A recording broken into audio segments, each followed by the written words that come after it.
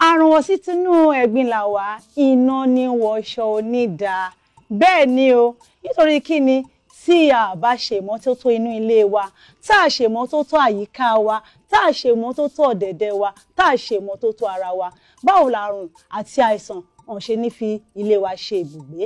Eléyìí ni mo fi ń kí wa pé a kú dédé àsìkò yìí, mọ́mì, dádì, brothers and sisters, ṣe dáadáa ni mo bá yín, ṣe dáadáa lẹ́wà lọ́hùn, torí kí ni àwa tá a wà mí báyìí gan dáadáa la wà. Eléyìí mo fi ń kí wa lẹ́ẹ̀kan sí pé a kú dédé àsìkò yìí o, a kú bójú ọjọ́ ṣe rí.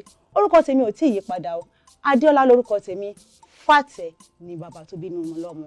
Ètò lètò ìlera lọ́rọ̀ lètò. Kí la máa ń yànnàná nínú lórí ètò yìí? Nǹkan tá máa ń yànnàná ni àìsàn ara wa, bá a ṣe lè ṣètọ́jú ara wa. Tó bá ti rẹ̀ wá ní ọjọ́ kan sọ́jọ́ méjì, tá a bá ti lo oògùn tí kò bá ti lọ, ẹ jẹ́ ká lọ rí kíni, ẹ jẹ́ ká lọ rí dókítà wa. Ní pàtàkì àìsàn tó wà níta lóde òní, eléyìí tá à ń pè ní Lassa fever. Kí ló ń fa Lassa fever? Wọ́n ní èkúté ńlá, èkúté kékeré.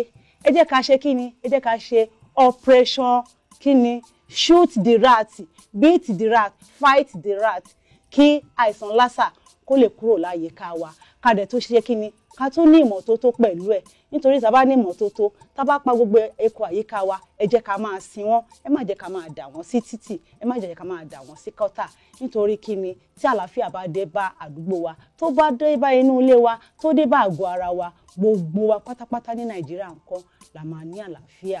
Ẹ jẹ́ kí n délé agbára tí mo bá padà wá. Àlejò mi pàtàkì tó pé ẹ ti mọ̀ bẹ́ẹ̀ ni mo wó, òun ni mo tún gbé wá lọ́jọ́ tèmi. Ẹ jẹ́ kí n délé agbára.